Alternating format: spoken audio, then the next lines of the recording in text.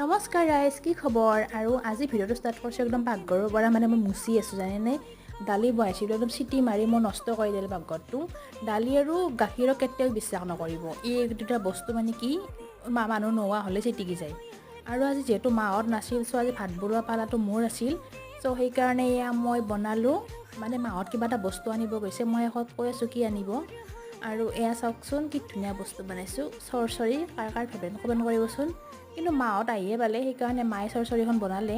আৰু ফ্ৰিজটো খুলি চালোঁ, যোৱাকালিৰে নাৰায়ণ পূজাৰ প্ৰসাদ আছিল। চ' সেয়া প্ৰসাদ আৰু লগত ডালিমো ল'লোঁ দুটামান খাবৰ কাৰণে।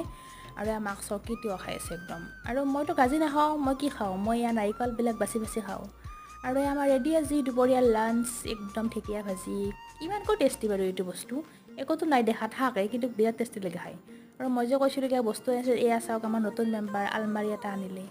চ' আজিলৈ আহিছোঁ, ভিডিঅ'টো কেনেকৈ জনাব, বাই।